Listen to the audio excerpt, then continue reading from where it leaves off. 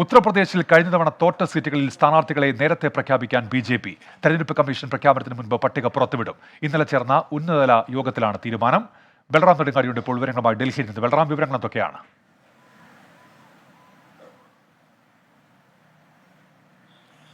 ഉന്മേഷ BJP. ഉത്തർപ്രദേശിൽ India സഖ്യം ഇത്തവണ സമാജ്വാദി പാർട്ടിയും കോൺഗ്രസുമായി സഖ്യം രൂപീകരിച്ച ഒരു പശ്ചാത്തലത്തിൽ ഉത്തർപ്രദേശ് തിരഞ്ഞെടുപ്പിൽ കുറച്ചുകൂടി ഗൗരവത്തോടെ കാണാനുള്ള തീരുമാനമാണ് എടുത്തിരിക്കുന്നത്.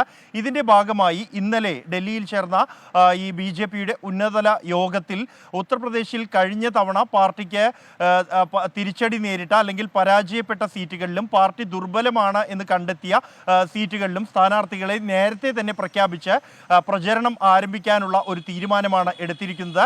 ബി.ജെ.പി. 5 ദിവസത്തെ നേതൃയോഗം ഈ തെരഞ്ഞെടുപ്പ് പ്രഖ്യാപനവുമായി ബന്ധപ്പെട്ട് ഡൽഹിയിൽ ചേരുന്നുണ്ട്. ഇതിന്റെ ഭാഗമായാണ് ആഭ്യന്തരമന്ത്രി അമിത്ഷാ, ബി.ജെ.പി. ദേശീയ അധ്യക്ഷൻ ജെ.പി. നദ്ദ, കൂടാതെ ഉത്തർപ്രദേശ് മുഖ്യമന്ത്രി യോഗി ആദിത്യനാഥ് അടക്കമുള്ള നേതാക്കൾ പങ്കെടുത്ത യോഗത്തിലാണ് ഇത്തരത്തിൽ തീരുമാനം ഉണ്ടായിരിക്കുന്നത്. കഴിഞ്ഞ തവണ ഉത്തർപ്രദേശിലെ 80-ൽ 62 സീറ്റുകൾ ബി.ജെ.പിയും 2 സീറ്റുകൾ സഖ്യകക്ഷിയായ അപ്നാദളും നേടിയിരുന്നു.